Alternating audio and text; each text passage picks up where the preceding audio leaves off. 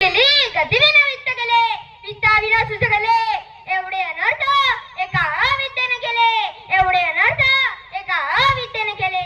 अन्यायाच्या अंधकारात चितपट पडलेल्या 18 विश्वाच्या उराशी असणाऱ्या अशा हरिजन गिरिजन नडलेल्या आणि वर्णव्यवस्थेच्या चपडीत पिडलेल्या दीनदलितांचा ज्या महापुरुषाने उद्धार केला असे महापुरुष म्हणजे महात्मा ज्योतिराव फुले. आनंद यातना सहन केल्या पण हार कधी नाही मानली, आनंद यातना सहन केल्या पण हार कधी नाही मानली. श्री शिक्षणाची महती सर्वात आधी तुम्ही जाणली, सर्वात आधी तुम्ही जाणली. महात्मा ज्योतिराव फुले यांचे पूर्ण नाव ज्योतिराव गोविंदराव फुले असे होते. त्यांचा जन्म 11 एप्रिल 1827 रोजी सातारा जिल्ह्यातील कडगुण या गावी झाला. त्यांच्या वडिलांचे नाव गोविंदराव व त्यांच्या आईचे नाव चिमणाबाई असे होते. श्री शिक्षणासाठी झिजले जे होऊन चंदन, श्री शिक्षणासाठी झिजले जे होऊन चंदन.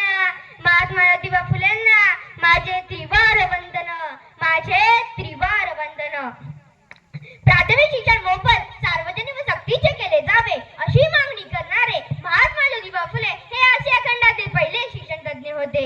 जनतेने मुंबईतील सभेत 1888 मध्ये त्यांना महात्मा ही उपाधी बहाल केली होती. महात्मा ज्योतिबा फुलेंवर थॉमस पेन यांच्या the right of man, justice and humanity, common sense, the age of reason या पुस्तकाचा प्रभाव होता. महात्मा ज्योतिबा फुले आणि त्यांच्या पत्नी सावित्रीबाई फुले हे श्री शिक्षणाचे प्रणेते आहेत. महात्मा ज्योतिबा फुलेंनी 1848 मध्ये पुण्यात भिडेवाडा येथे मुलींसाठी पहिली शाळा सुरू केली. मुलीवाद पुरुषांसाठी सुरू केली शाळा, मुलीवाद पुरुषांसाठी सुरू केली शाळा. लाविला त्यांनी शिक्षणाचा रळा, भिडेवाड्यात फुलविला फुले दाम्पत्यांनी शिक्षणाचा मळा, फुले दाम्पत्यांनी शिक्षणाचा मळा. खालच्या जातीतील लोकांना समान हक्क मिळवून देण्यासाठी त्याने आपल्या अनुयायांसह सत्यशोधक समाजाची स्थापना केली.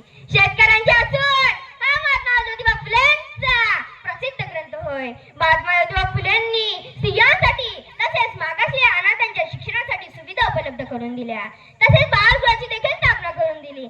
स्त्री शिक्षण व विधवा पुनर्विवाहासारखे कार्य केले. दुःखी पीडितांचे तारहार बनले, म्हणूनच त्यांचे नाव जगती अजरामर झाले, म्हणूनच त्यांचे नाव जगती अजरामर झाले. महात्मा ज्योतिबा फुले हे विलक्षण व दूरदर्शी व्यक्ती होते. शिक्षणावर त्यांनी विशेष लक्ष दिले, कारण सुशिक्षित असेल तरच सुसंस्कृत आणि सुशिक्षित समाजाची निर्मिती करता येईल असे त्यांचे मत होते.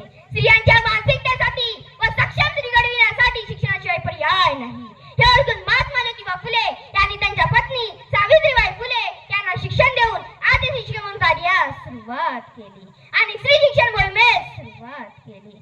मुलींनी शिक्षण घेतले पाहिजे हाच तुमचा ध्यास होता, मुलींनी शिक्षण घेतले पाहिजे हाच तुमचा ध्यास होता. त्यांना शिक्षणाची गोडी लावणे यासाठी जीवनभर ठास होता, यासाठी जीवनभर ठास होता. महात्मा ज्योतिबा फुले यांच्या मते शिक्षण हा जीवनाचा आधार आहे. शिक्षण ही जीवनाची गुरुकिल्ली आहे. जीवन म्हणजे काय, जीवन का जगावे, जीवन कसे जगावे, जीवनाची सार्थकता कशामध्ये आहे, जीवन पूर्ण कसे करावे, जीवनातून आपण काय द्यावे व इतरांना काय द्यावे या प्रश्नांचे उत्तर म्हणजे शिक्षण होय. ज्योतिराव हे शूद्र अतिशूद्रांचे गुलामगिरीच्या दुःखाचे कारण म्हणजेच अविद्या अज्ञान आहे असे ते म्हणत. तैसे बोलणे बोलावे, तैसे चालणे चालावे, मग महंत लीला स्वभावचांगी बाणे. या वचनाची सार्थकता सिद्ध करणारा महात्मा म्हणजेच महात्मा फुले. महात्मा गांधीजींनी ज्यांना खरा महात्मा उल्लेख केला असे महात्मा. सामाजिक क्रांतिकारक असा स्वातंत्र्यवीर सावरकर यांनी ज्यांचा उल्लेख केला असे महात्मा. घटनेचे शिल्पकार डॉक्टर बाबासाहेब आंबेडकर यांनी ज्यांना आपले गुरु मानले असे महात्मा. शिवाजी महाराजांच्या समाधीस्थळ शोधून महाराजांना आणि त्यांच्या महान कार्याला पुन्हा लोकमान्य करणारे शिवजयंतीचे जनक म्हणजेच महात्मा ज्योतिराव फुले. समाजसेवेसाठी ज्यांनी जीवन खर्चिले, स्त्रियांच्या शिक्षणाचे द्वार खुले केले, शेतकऱ्यांच्या